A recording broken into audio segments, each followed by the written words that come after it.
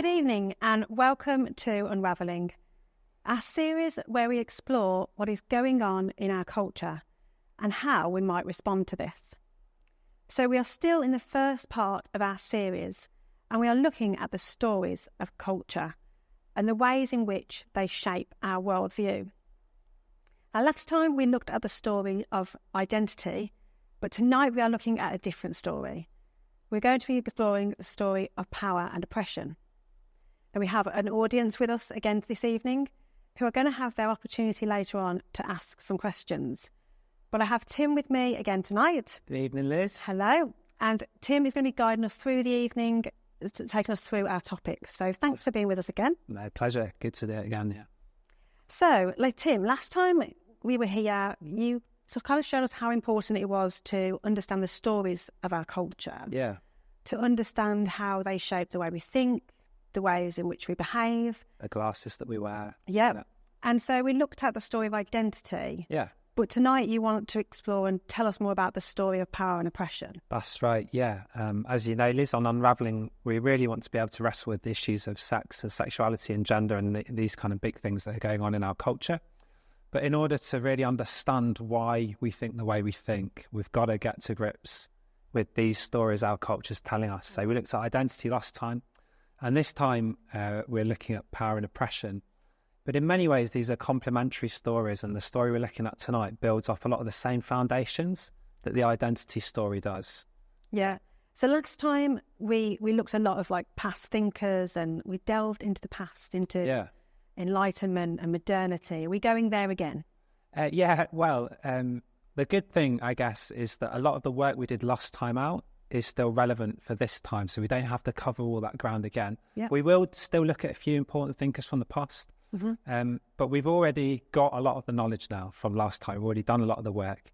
And really, to help show that, probably the best thing to do is to go through the flow chart that we used last time and to show where, at what point, the story of power and oppression starts to come into that. So I'd like to take us through the flow chart, if that's okay. That's great. But before we go there, before we jump into the flow chart, can you explain sort of what you mean by power and oppression, just so I feel a little bit more grounded in where we're going tonight? Like giving a bit of an example of the sort of, So perhaps a good example of the sort of where this lands, what we're talking about. If we go back to May 2023 last year, there's a lady called Kathleen Stock, and we have a picture of her here. And she was invited to speak to the Debating Society at Oxford, University of Oxford Student Union, to talk about her views on feminism and the transgender movement. Okay. And a debating society is pretty used to having all sorts of people come and debate all kinds of controversial topics. That's pretty much why debating societies exist. But on this occasion, there was a big storm about it, and there was protests, letters were written saying that this lady shouldn't be able to come and debate. And she was sort of cancelled for a while, and then it was back on, and then it was off, and then it was on. And in the end, she did come and take part in the debate. But there was sort of protests on both sides and letters. Yeah. But what's really interesting is some of the reasons that were given for why she shouldn't be given this invitation. Okay. So I want to quote one of the protesters here who said at the time, "Kathleen Stock is not welcome here. TERFs are not welcome here. We will resist hatred and we will fight for trans rights. Trans people, including trans youth, deserve to live in peace, safe from bigotry and harassment." TERF, if you've never come across that phrase before, is just an acronym that stands for Trans Excluding Radical Feminists. TERF. Okay. It's a kind of label that's used a fair bit in debates about gender and transgender, and we'll come to that more kind of when we get there in Unravelling. Yeah.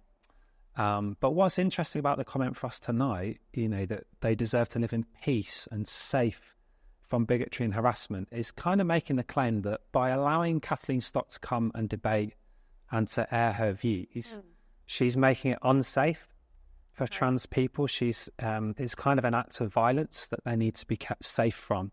Right. And it's this a kind of story of an oppression, a kind of someone exerting power to oppress a minority that we want to explore tonight, and that I'm suggesting is kind of in our culture all the time. Often sails under these banners of equality, justice. These are the kind of moral values that are attached to this story.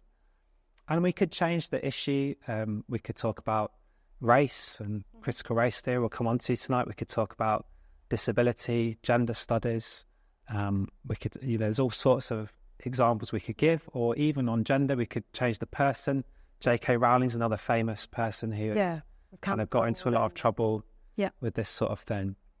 But with all these examples, the constant story is about groups that have power, groups that are oppressed, and what we should do about that. So, as ever, this story didn't come out of thin air. No story does, and it's not a neutral story. And so our task tonight really is to understand, where's this come from? Why is this so dominant in our society at the moment? How do we get here? And to make sense of it in that way. So that's the plan, I think. Okay, so we're sort of exploring that there's another story going on here, and we see that play a lot in like politics or on social media, and it's the stuff that we're seeing a lot of. A story that grows out of postmodernism, really, and is the story of critical theory. This story of power and oppression. So if you're happy at this point, can we now maybe jump back into the flow? Does that ground it enough as kind of this is where this lands in the end? That's really helpful. Thank you. Okay. So here's our flow diagram from last time then. So as you might remember from last time, we talked about that in the Enlightenment, we started to see big changes in philosophy and theology and culture. And from this time on, all of these things started to develop with the assumption that God's not real, or at least if he is real, he's not relevant to kind of what we're doing now.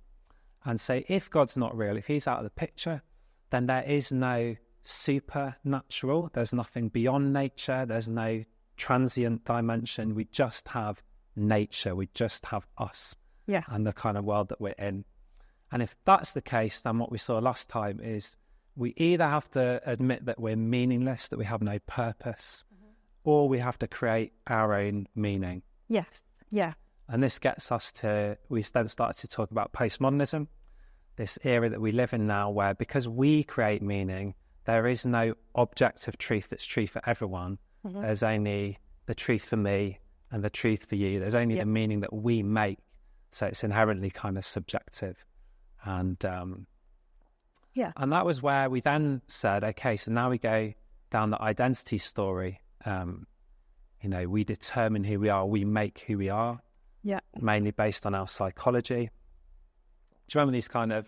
So I remember like those big ideas, and we have to create our own reality now. I remember that from the flow chart. But now there's a different story going on. Now there's, absolutely. So the identity story emphasised that we individually create our own reality. We talked about poiesis rather than mimesis, that we are those who shape reality rather than align ourselves to the truth. So the difference in the story tonight is it builds off all those same foundations, but rather than emphasising that we shape our own reality, it says actually we do this as a community.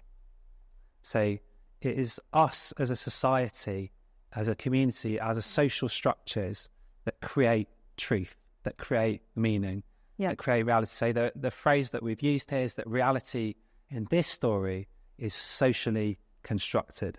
Does that difference so make sense? I think, tell me if I'm right, so last time we're looking at how that affects us like individually, and now we're looking at, there's another story that starts, all that still matters, but now we're kind of looking at how it affects us, or how we make it socially. Exactly. How we do it as a collective rather than individually. So that's our starting point for tonight. So let's just go through the flowchart one more time, but if we just get rid of the kind of identity story half of it. So we're just thinking about power and oppression now. So if God's not real, all we have is nature, so we have to make our own meaning. And this is something we do as a society. So reality is socially constructed. And the story tells us it's therefore primarily constructed by those who have power. Okay? Okay. So I want to explain this by a bit of an analogy. So imagine you've got a small company, say 4 or 5 employees and the boss. Mm-hmm. And in this company, the debate arises around what does it mean to work hard? Okay. And the boss says, well, hard work is working 50 hours a week. And the employees say, actually, hard work is working 30 hours a week. Okay, yeah. How is this debate likely to get resolved? Well, it's much more likely to get resolved in favour of the boss, because he's the one who's got the power. If they don't work 50 hours a week, he can sack them, find someone else. And perhaps he's also got power because he's the one who set up the business. He's the one who's maybe been successful. He's the one who maybe knows the most about the industry that he's in. So in all these ways, he has power. And so he, in the end, wins that debate. His truth becomes real. Okay. And the employees work 50 hours a week. Now, imagine kind of they do that for 10, 20 years. And there's someone new joins the company. And they say, 30 hours a week is what it means to work hard. Yeah. Now, at that point, probably what's going to happen is all the other employees are going to like mock them and laugh at them and say, oh, you don't know the meaning of hard work. We've been working 50 hours a week for decades. Yeah. You know, you skiver. Or whatever. Yeah. And so the kind of the truth, the reality is been shaped by the powerful one and then becomes increasingly owned kind of by the whole community. Yeah. Now, that's a like really simple analogy that has many flaws in it, but I hope it gives you a kind of idea of what we mean when we say that reality is socially constructed primarily by the powerful. Yeah. So it sort of makes me think about like the idea that we have, like metaphorically speaking, that there's always sort of like a big guy and a little guy out there in the world, and the big guy generally picks on the little guy. Yeah. That's what he makes me think of. Yeah, absolutely. But I'd use the example of the boss as if he's an individual, but the big guy in this theory is always social groups. Okay. So it's always the social groups that have power. But you're right in the sense that everything is seen in terms of a power dynamic. Mm-hmm. Someone has power, someone doesn't, and therefore there's going to be oppression.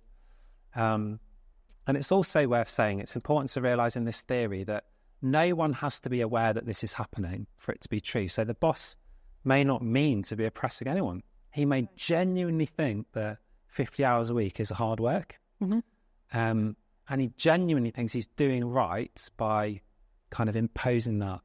And then the employees, when their minds change, genuinely think that, this is now the truth. Yeah. So no one has to kind of be doing any of this maliciously or on purpose for it to be true, according to this theory.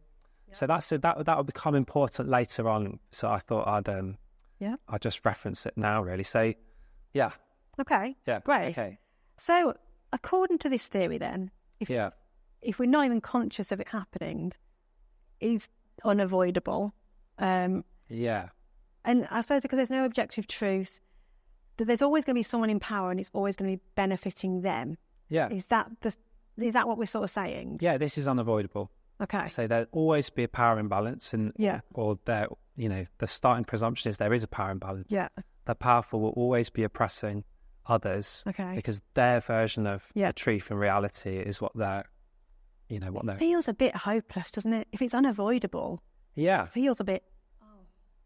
So what then? That's just where we're stuck. Yeah. And that's where we get to the say what of this theory, really. So if I kind of carry on along our flow chart, we'll see the say what of this. So if this is true, then reality is socially constructed by the powerful, and all communication is an expression of this power. So when the powerful person says, this is what's true, this is what's real, this is what's good, this is the way things are, it's an expression of their power. Okay. Automatically. So all communication is a power play. Yeah. And so what we need, if this is the case, what we need is social justice. Okay, so social justice. Yeah. Like, we use that term in church. So my first reaction is, yes. Do we need some social justice? Yeah. Are we talking about the same social justice? And this is where it's really important to define what we mean, because we're not talking about the same social justice. Oh, no. But social justice always sounds brilliant. It sounds good. So we need to be careful about what's meant here. So I think in church, when we talk about social justice often, we're really thinking about those who have been given a kind of raw deal by society, and generally we want to intervene. It might be things like helping someone who's in debt out of debt, and maybe we want to change the laws around debt so that it's not as easy for vulnerable people to slip into debt, or we maybe want to work with the homeless and ensure that they have a kind of chance of getting housing and this kind of thing. That's what often we mean by social justice. And those are the sort of, we might want to set up charities, we might want to campaign to change laws, but really we want to get in our community, making that sort of positive difference for those, particularly in communities that face a lot of hardship or disadvantage and this kind of thing. I think what the social justice of this story is actually something quite different. So in this story, the social justice is the social justice of critical theory. Okay, so you've said critical theory twice now. Yeah. What do you mean by that? Yeah, that's a good question. It's good to define your terms, isn't it?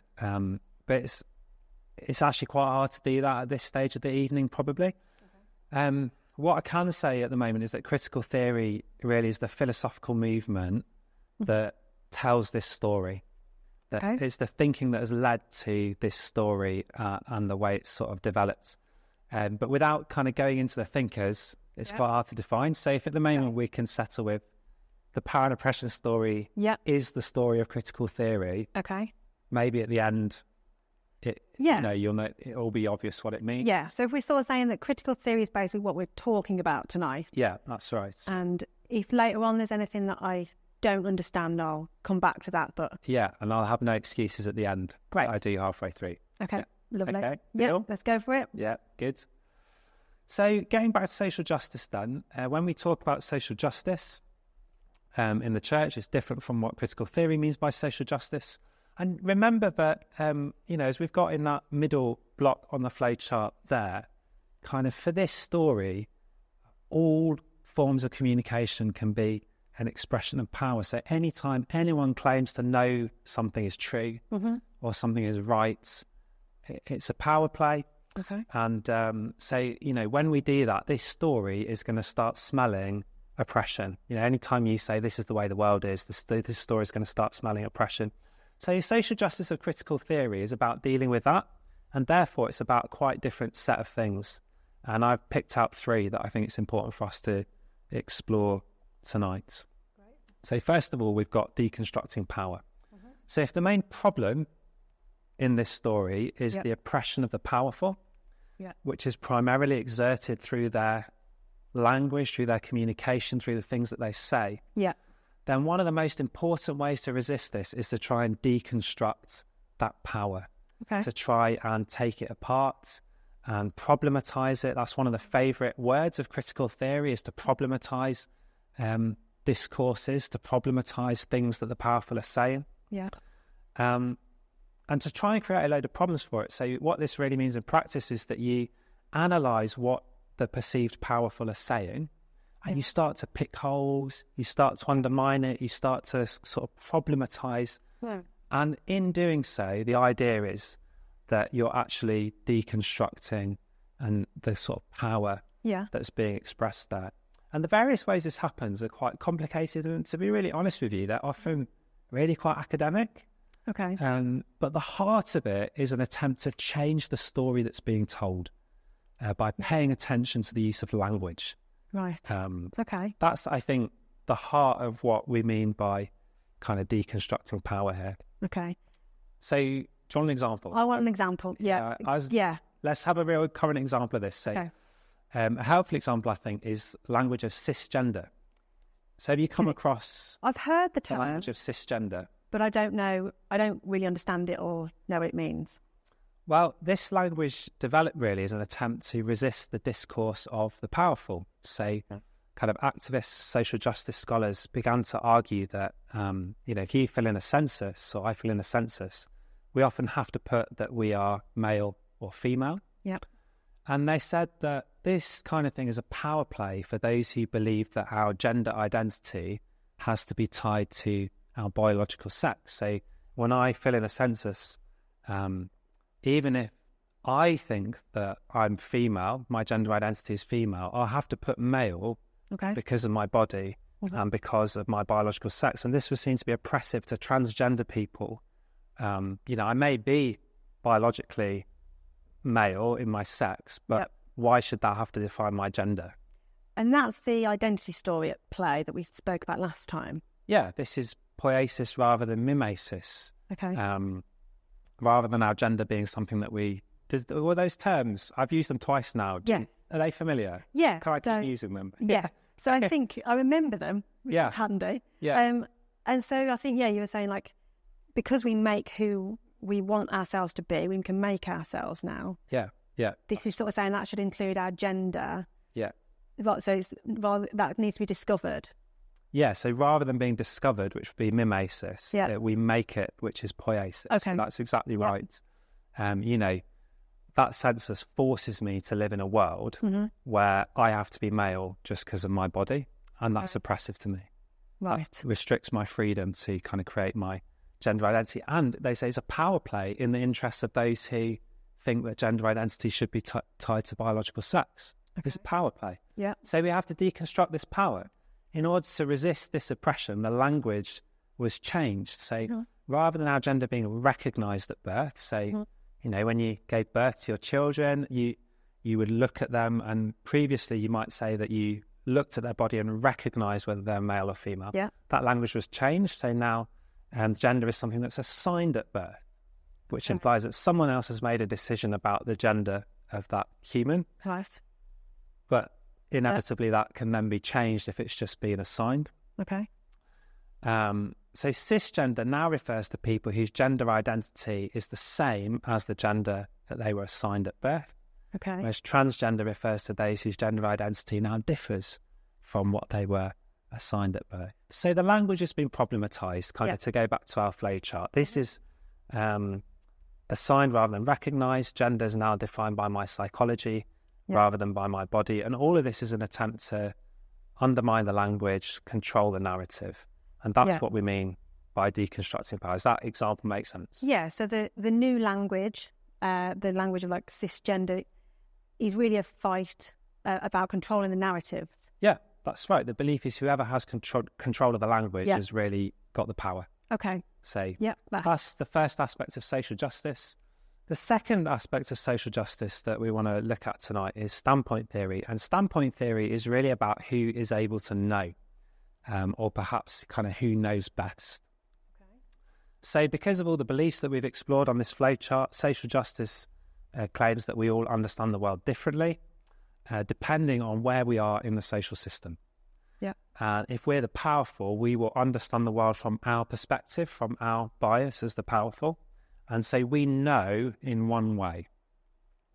If, however, we are one of the oppressed, one of the minority groups perhaps, then we understand the world in two ways. We not only understand the world from our perspective, like everybody, but we also understand the world of the powerful because we have to live in it. Okay. So the powerful only understand their world, whereas the oppressed understand both the world of the powerful and the world of them, the oppressed. Yeah. In this kind of, this is a bit simplistic, but you get the idea. Yeah. So the idea is that the oppressed actually know more because they know from two angles. Okay. And they have a better view of the world. And this standpoint theory is assuming a load of things in this. It's kind of assuming that all of those in these oppressed categories pretty much see the world in the same way. It assumes that those in powerful categories have nothing to say to those who are oppressed. They cannot know or speak about life for those in the oppressed categories because they're not there. Yes. And in this kind of thinking is therefore only really the oppressed who can really know and have a right to speak to whatever the kind of particular issue is, because the powerful are just too blinded by their privilege and by their biases. Yep. And this is the kind of thinking that stands behind this assumption that if you're not from a social category, you have no right to say anything to them or about them. Right. Which is probably a kind of familiar dynamic. There's obviously a common sense truth that until you've walked a mile in someone's shoes, you won't really know exactly how they live. But standpoint theory is going way beyond that, and saying that you actually know things better and more accurately if you're in the oppressed groups than if you're in the powerful groups. Unless you're from say, take the economic poor as a social category.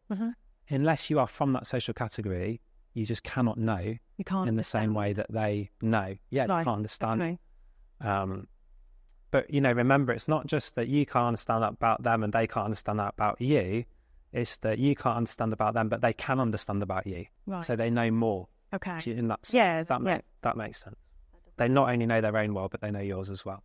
So in a little while, we want to look at how this is playing out in practice. But I hope you already see, really, how this lies behind sentiments that are just really common in life. That, who are you to say anything to X? Yeah. Because you're not one of them. Because you haven't experienced that. Have you kind of rubbed up a bit about that at all at any point? If you're not part of a minority group, you've got nothing to say to them. Say, if you're kind of male, middle-aged, heterosexual, kind of middle class, then you don't know anything. That begs the question, is why are we listening to you? Which, if you kind of hold to standpoint theory, really, you have to say, well, you shouldn't be listening to me. Is the honest conclusion. Kind of. So by the end of tonight, you'll have to make up your mind whether we do another video. Was it worth listening to you or not? Really. Okay. So we're nearly there on the flowchart. Let's try and finish off. The final part of social justice we want to cover tonight is activism. So according to critical theory, we can't just, it's not enough to just understand the world. We need to act for change. And really, critical theory, I would say, is less philosophical or intellectual theory, and it's more a method. It's more a way of kind of trying to get something done in life. So those who tell this story are all about campaigning, politically, culturally, in education, trying to problematize the world of the powerful, trying to readdress the balance of power. And I think this is one of the reasons why identity politics has got so huge in recent decades, because that's a primary expression of this sort of activism. And it's why a lot of our education system is also being impacted by critical theory, which I think we might pick up a little bit later in our evening. But that's inevitable because those who tell this story, doing something about it is intrinsically part of the picture. Okay. Yeah. So that's really great. I feel like I'm understanding it. Yeah. But I find it really helpful to have like examples in our real life. Yeah. Things that I can go, oh, yes, I've seen that, I've experienced that. So can you give us some issues maybe that are happening right now that we might be able to recognise? So let's walk through the flowchart one more time. Okay. So rather than being interrupted by explanation, we just get the flow. Yeah. And then we'll apply it in one or two areas. Great. And hopefully that will make sense. So just the one last time through the flowchart. If God is not real, then all we have is nature, and therefore we have to make our own meaning. That should be hardwired into us by now. And so if we do this together, reality is socially constructed, particularly by the powerful. And therefore all communication is an expression of power. Whenever we say anything, we're exercising an expression of power, really. And so the powerful will always be using their truth claims, their language, their discourse to increase their prosperity, to promote their own interests, and thereby oppressing those who have less power than them. And so this is inevitable. So in order to change this and to make a difference, we need social justice, which, as we talked about, is social justice particularly defined in this way, the kind of deconstructing of power, challenging language, problematizing language, standpoint theory, which really makes a claim about who can know anything, and then activism to get stuff done and to make change in society on those things. So let's go through this with, let's start with the example of gender, because we've already touched on it, so we can draw on that. So as we saw earlier, our traditional binary distinction between male or female has come to be seen as a narrative of oppression. This is the top. This is communication being used as an expression of power. Right, okay. For the sake of those who want gender to be tied to biological sex, and therefore it's oppressive. So that's the powerful group. That's the powerful group in this case. That's right. Often this is identified then with the church and with the normative family or the normal family. Yeah. They are the groups who have traditionally, I guess, taught this, and so that's the accusation anyway. And therefore, in order to kind of love and support those who are being oppressed, in order to bring social justice, we need to challenge the language. Okay. Get the language of cisgender that we went through earlier. Yeah. We need to know that only those who identify as transgender have really any right to speak into this, and those who are cisgender automatically know less because they're from the powerful. And just beyond that, because they're not from that social group, they just cannot speak into it. Really. Okay. And then, therefore, what's needed is activism. So, you might think of the gender unicorn we saw last time, where we're actively educating our children. Or we might think of political campaigning as well. So some stuff that's been in the news recently has been the debates around whether transgender women should be allowed in female-only jails. That's hit the news a lot in the last year. Or whether trans women can volunteer for traditionally all-female environments. So these are just some of the very public debates that are really being fueled by an activism to try and change things. Okay. So that's brief, but that's one example with gender. That's great. Do you want another? Can we have another? Do you want? You want? Okay. Yeah, this is helpful. So if we change the issue and talk a bit about race now. Okay. Critical theory has been expressed with regard to race in critical race theory, which is massive, particularly in America. Okay. Which is a version of this story, really. So critical race theory would claim that the Western world has really been constructed by white people. Okay. And therefore, white people have chosen to structure things in a way that conforms to their preferences and reinforces their privilege, like the world works the way white people want it to work. And therefore, this is inherently oppressive to those who are non-white. And all expression, kind of all of our communication now as white people is likely to just be kind of continuing to promote our own privilege and our own preferences. Yeah. So what do we need? We need social justice. And how this works then is we need some new language. So with regard to race, we now have language emerging, like, for example, language of whiteness, which is described as a kind of ideology that is kind of inherently a racist ideology that we all participate in just by being white. And we talk about white fragility now. And we have this sort of new language. Have you come across whiteness? That's a new one for me. No, I haven't. So, according to this theory, we have it. We participate in whiteness by the nature of being white, and then inherently we are racist in some way. Kind of despite, I assume, consciously, you wouldn't consider yourself to be racist. So we have whiteness, even though I'm not conscious of any racism or... Yeah, you don't have to be conscious of this for this to be true. Okay. But you're from the powerful. Right. So standpoint theory, you don't really know what racism is. Okay. Because you're from the position of the powerful. Yeah. But this language around whiteness, white fragility, this kind of is a attempt to change the language, change the narrative, deconstruct power. Yeah. And then, of course, there's activism, so trying to kind of limit the power and influence of white people and actively promote the power and influence of those minorities, or indeed those who want to tell this story. So this is playing out in a big way in America, but actually over here as well at the moment. I mean, it's fascinating stuff, but it's quite dramatic at the same time. Yeah, as we're going to see, this isn't a kind of calm and gentle story of our culture. Yeah. But this is actually a story that can be kind of quite scary to deal with, really. Yeah. Okay, so you've talked us through like what power and oppression is, and you've really given us some great examples and shown us how that's at play in our culture today, which I want to explore more of. But before we do that, it makes me wonder, where has this come from? Yeah. You mentioned earlier that stories don't come out of nowhere. So where has this story in particular come from? Yeah, and that's brilliant, because this is what we want to do on Unravelling, isn't it? To sort of say, how did we get here? Yeah.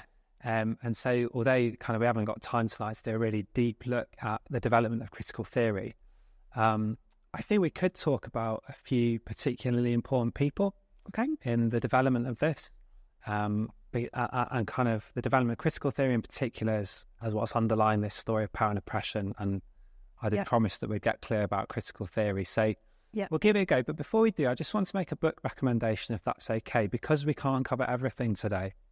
For those who do want to go a bit deeper, who are listening to this in the room or who are maybe watching this, just wanted to recommend Carl Trueman's book, The Rise and Triumph of the Modern Self. So we read a little bit from it in our last evening together.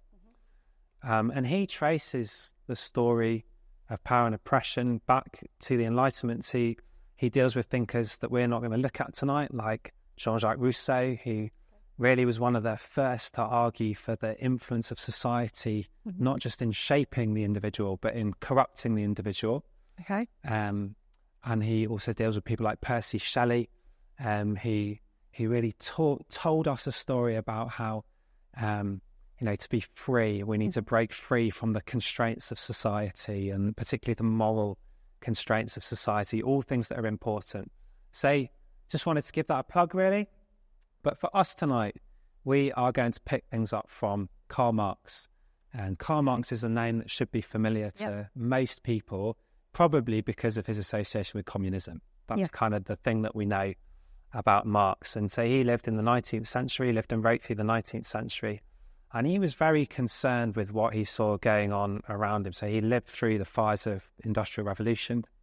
A lot of change going on at the time. And most of the change he saw as negative. And so for Marx, a lot of the change was driven by capitalism. And through capitalism, the emergence of the bourgeoisie, which was a class of people that didn't have to labour to survive. They were able to kind of earn their money through the fact that they already had money, or they had property, or they owned business.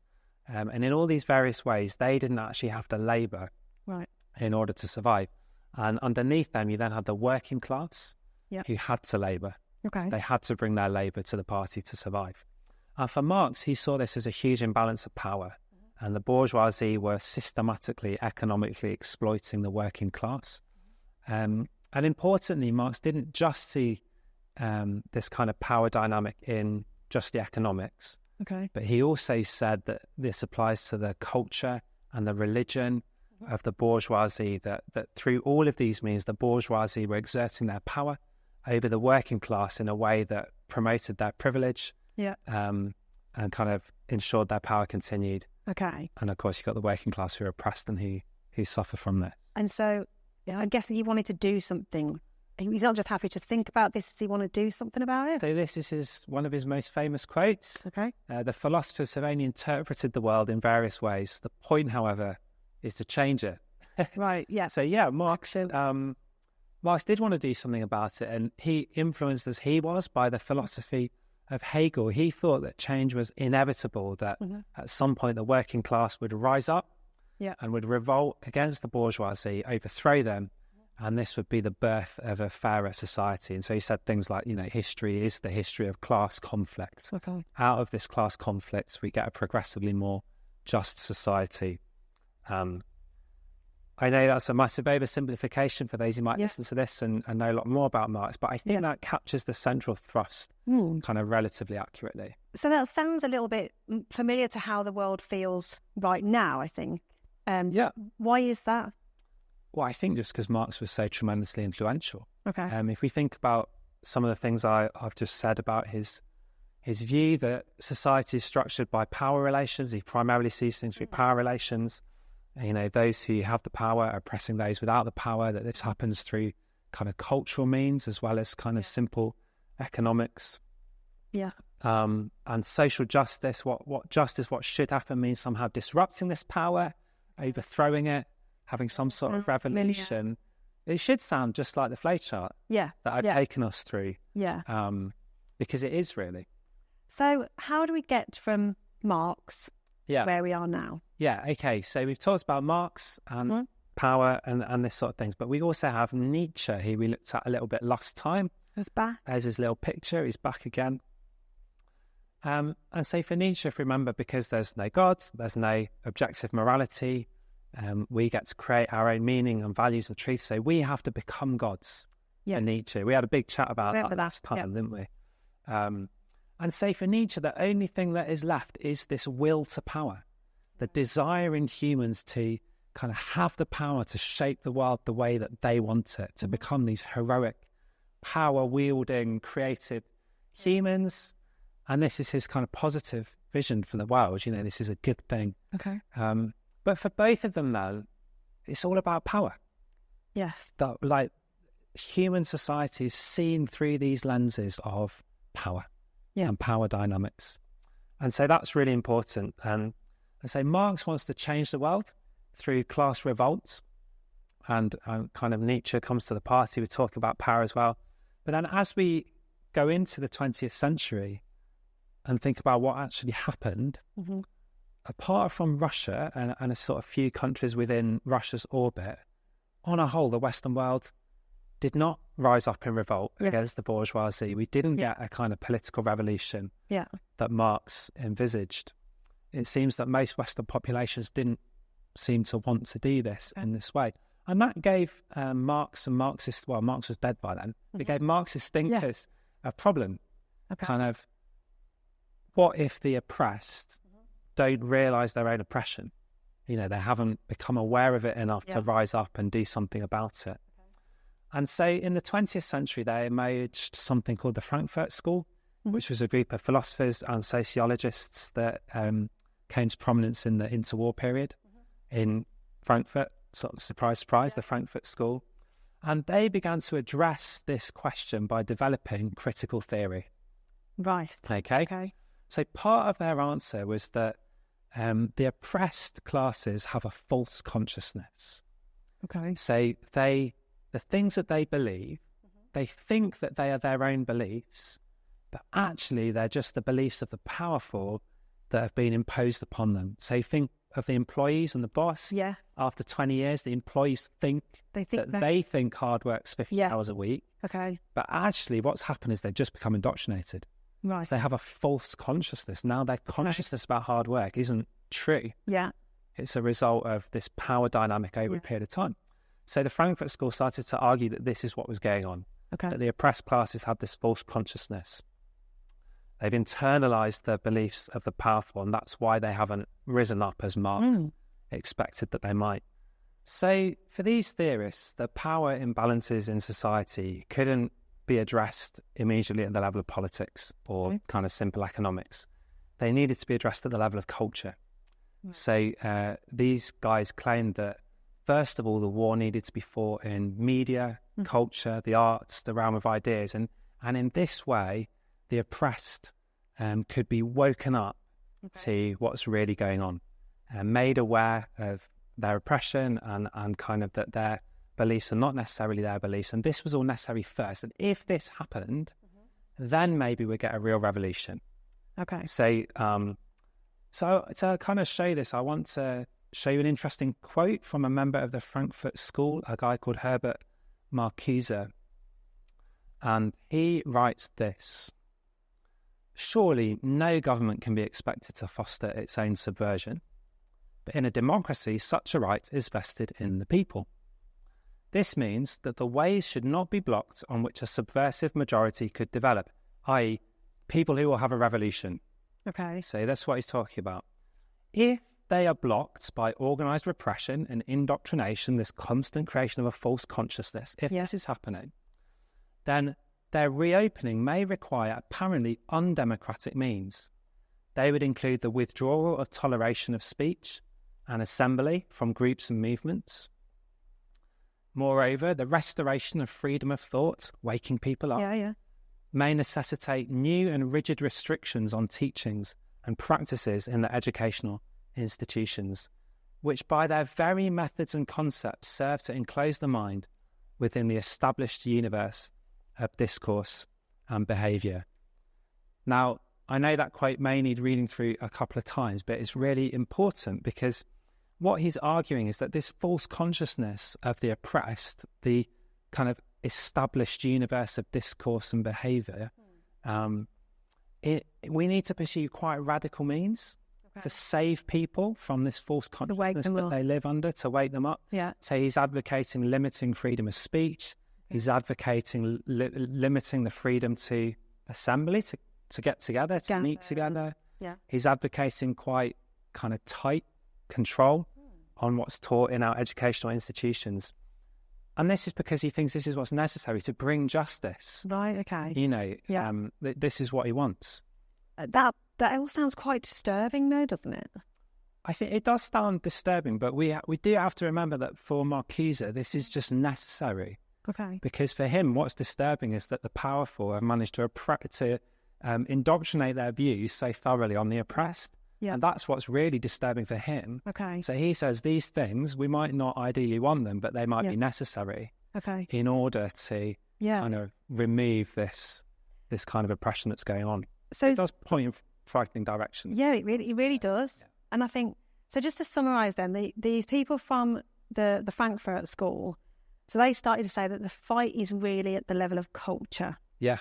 Okay. Yeah, you're exactly right. The fight's at the level of culture, and that's where we need to start subverting the powerful before we're able to see real change. And so the final step I want to mention, the last thing that we're going to look at, is that through the 20th century, this dynamic, this story of power and oppression becomes attached to sex and sexuality. And this really goes back to Freud. Okay. Freud, in his thinking, saw the world often through the lenses of sex, and actually then started to understand the development of society as being intrinsically linked to our sexual desires and sexual repression. And then there was a psychoanalyst who came along called Wilhelm Reich, and he brought together Freud's emphasis on sex and Marx's emphasis on kind of power and the kind of controlling of people for economic profit. So for Reich, the oppression of the powerful was tied to a particular discourse about sex. And so he sounds a note, I think, that might be familiar to us. If we read what he has to say, and then we can maybe unpack that a little bit together. He writes, the interlacing of the socioeconomic structure with the sexual structure of society and the structural reproduction of society take place in the first 4 or 5 years and in the authoritarian family. The church only continues this function later. Thus, the authoritarian state gains an enormous interest in the authoritarian family.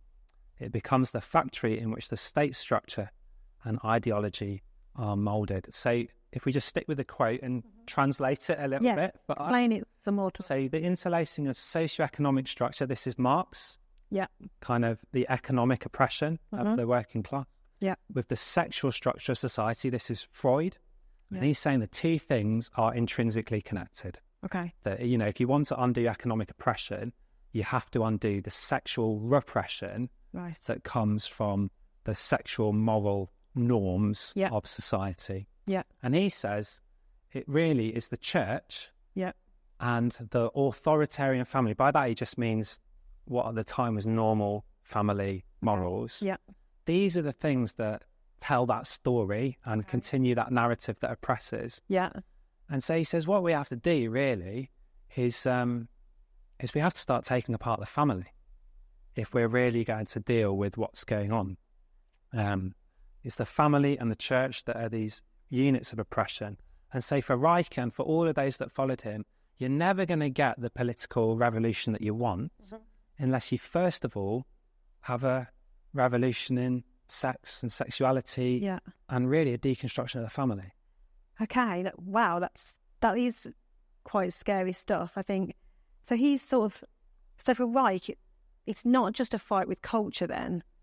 What he wants to do is dismantle family. Yeah, or the culture that he wants to change is intrinsically tied for Reich to the family and the normal sexual morality at the time. Okay. That is kind of encoded in the family. Yeah. That's his bringing together of Freud and Marx, really.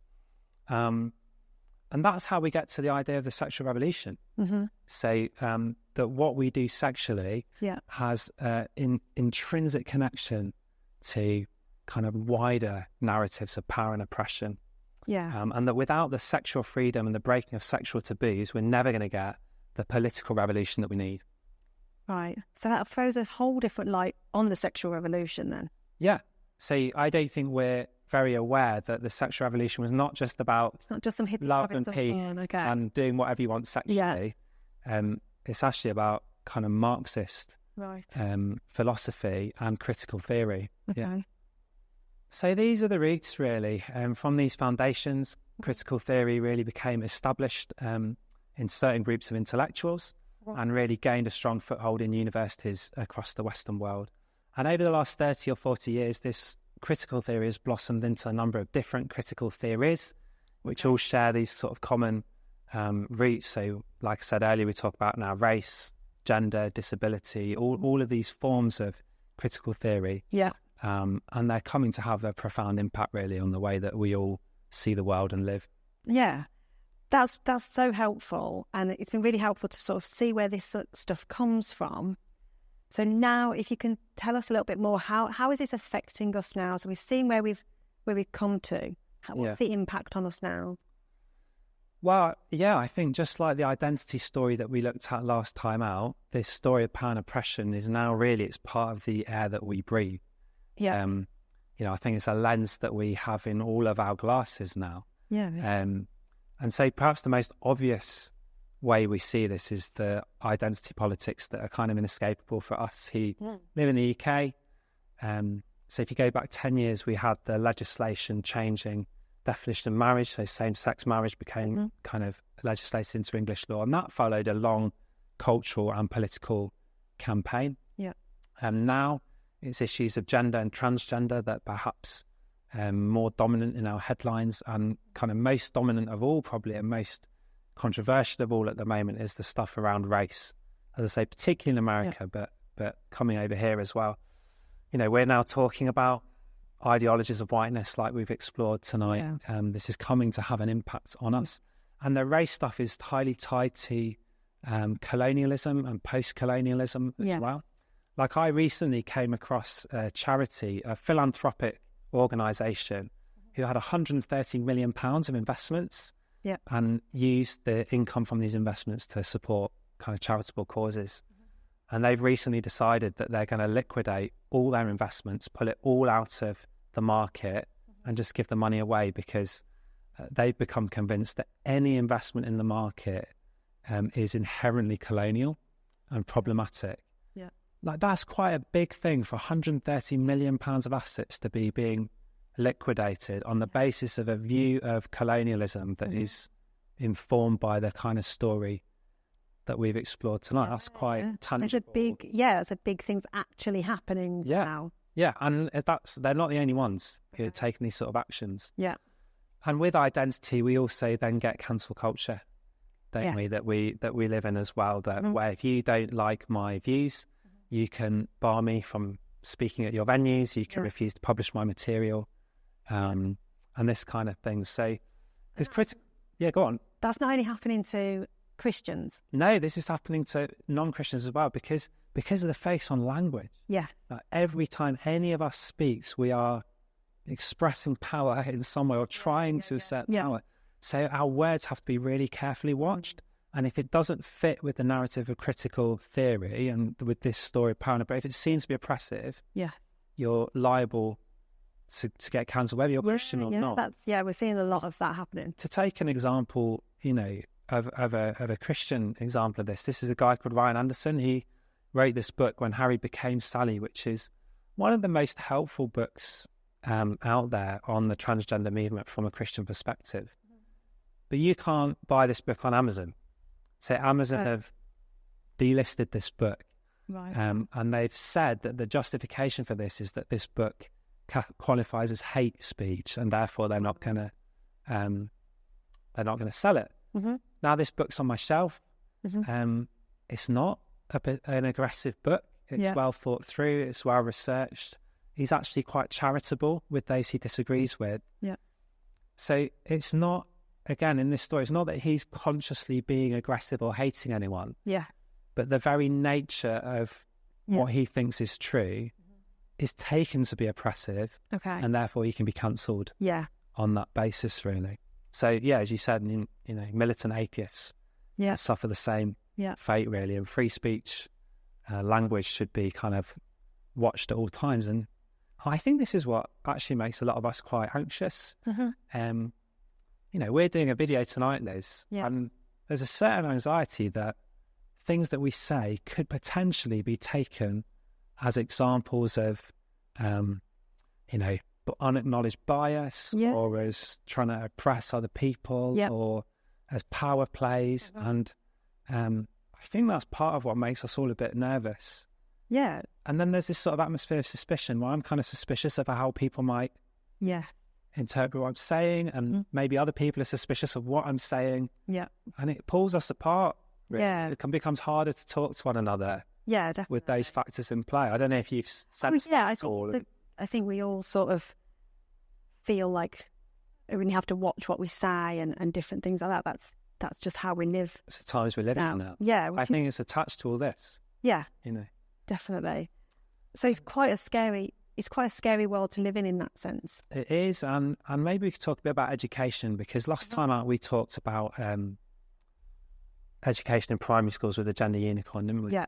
But maybe when we think about critical theory, we could talk a little bit more about education in higher education, because critical theory has got a real grip on our universities. So many departments, many curricula now are quite heavily controlled by scholars who are operating with a critical theory set of glasses. Okay. And these guys, Helen Pluckrose and James Lindsay, are a couple of authors who have written a book on critical theory. It's called Cynical Theories. And in this book, they give a couple of examples of how social justice teachers in universities are teaching their classes, and how really they're denying students the right to disagree with them in those classes. So let's just look at a quote from an article that was written by a social justice scholar called Alison Bailey in 2017, and Pluckrose and Lindsay, they cite this in their book.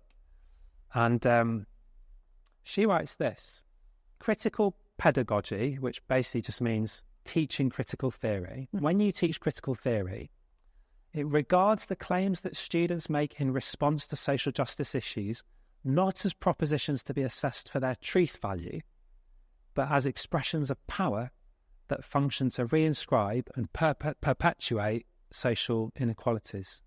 So, again, let's translate that. Yes, please. Say if you're in her class and she's teaching about social justice, if you were to say, I actually disagree with that, I think I've got a bit of a different view on this issue, then she's not going to engage with you on the level of, is what you've said true or not?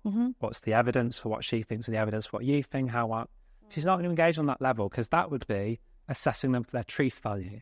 Okay. What she's going to do is take what you've said as you expressing and trying to assert your power over the rest of the group, which is potentially particularly damaging for anyone who might disagree with your views, who might be in a minority. Now that is quite scary then for a student, isn't it? That if you want to disagree with critical theory, you're probably going to be labelled as oppressive. No one is going to want to ask questions in that class. No one is going to want to be labelled as oppressive. And, I work in academic fields myself, and I've noticed in recent years more and more students and young early career academics really holding to critical theory with no understanding of it. They have no idea where it comes from. They cannot justify it philosophically. They wouldn't even know how to do that. They don't know how to handle critique of it, but they hold it, and it's very influential. They're living by it, but don't really understand their work. Okay. And that's like why we want to do Unravelling, right? Because we want to say, no, we have to take off the glasses. Yes. And we can't do what Alison Bailey wants us to do. We have to take off the glasses and say, is it true? Is it helpful? Are the glasses any good? Can we think critically about the way we're seeing the world? Yeah. So that book you mentioned, Cynical Theories, is that written by Christians? No. So these guys aren't. In fact, one of these authors is pretty anti-Christian, I think, from what I can gather. But it's a really good analysis of critical theory. So I wouldn't agree with a lot of their conclusions and what they want to recommend that we do. Yeah. But in terms of their analysis of critical theory, this is really helpful. And actually, this is a theme that we're going to unpack from Unravelling, that it's not just Christians who are sounding alarm bells of where our society's at. Yeah. There are many others who are also saying, we're not sure we can carry on like this. Okay. And of course, the problems aren't just in education and universities. I don't want to give that impression. We've also got a lot of people now employed really in diversity and inclusion. So a lot of businesses, local councils, etc., will have people working in diversity and inclusion, which do a range of things. But one of the things that they will often do is deliver training on social justice issues, which often becomes a way of kind of retelling this power and oppression story. Yeah. So from what you've said, it just sounds as though disagreeing with critical theory is just very difficult to do. Yeah, it is. Yeah. I don't think it's difficult intellectually. Okay. I actually think that critical theory sort of philosophically has a number of fatal flaws. In some ways, it's barely logically coherent sometimes. But the difficulty is because it's so aggressive and it's so moralistic. So, if you disagree with critical theory, then you're likely to be seen as against social justice, which sounds bad. Yeah. You're likely to be seen as being for the oppressors, which sounds bad. Yeah. Or, not helping the marginalised. Yeah. And all of this sounds really like, who wants to do those things, really? So to when you say, I actually think I have a different view of reality, I have a different view of these things, if you're then going to be labelled oppressive, it's going to be quite intimidating to do that sort of thing. It's tough to be called immoral when you don't think that you are. Yeah. And I think that's kind of why this is tearing us apart, this aggressive, non-negotiable approach to these issues where either agree with the narrative or you're the oppressor. Yeah. Polarizes us. There's no discussion. Well, what are my options? Yeah. If you tell me that, maybe I am inevitably enmeshed in whiteness, and therefore on some level I am racist. Like, if I want to disagree with that narrative, well, I either agree with it because I feel I must, but secretly don't think I am. Or I have to not agree with it. But then, if I'm going to be labelled immoral, if that's my choice, I'm probably likely to react quite badly to being given that ultimatum. Yeah. And I think that's what we see. We see that when people are put in that corner, they react quite strongly against the sort of social justice movement, really. And we get this polarising where we sort of demonise the other side. Yeah, you're the oppressed. Oh, no, well, you're just imposing this. And we lose the ability to really talk about these in a helpful way. Yeah, so I think we can really see from a lot of this how this story of power and oppression is really pulling us apart in lots of different forums, in lots of different ways. Yeah, it's part of the glasses through which we see the world. So it shouldn't surprise us that actually this is playing out, not just here, but here and here and here and here as well. Well, thanks, Tim. I think that's been so helpful tonight. It's really fascinating stuff. Slightly scary as well. Yeah. It's intellectually challenging for us. Yeah. But I think at the same time, it's also strangely comforting to know that some of the things that we're seeing in the world today, we can understand a little bit more of where they come from and why we are where we are. So, do you think that I've kept my deal? Like, does critical theory, do you now know what I mean by critical theory? Yeah, I'm not confident that I could explain it like you could, but I understand definitely more of where it is and the fact that we're living in a world that believes and is really, like you say, pushing this narrative, really. So thank you. Good. No, I'm glad that makes sense. Thank you. So that brings our evening to a close tonight. We're going to take some questions from the audience, and we're actually going to put that on a separate video that will be available on YouTube. All the other details about how you can get involved in Unravelling are on our website on www.amblecocc.org.uk/unravelling. Check it out. See you then.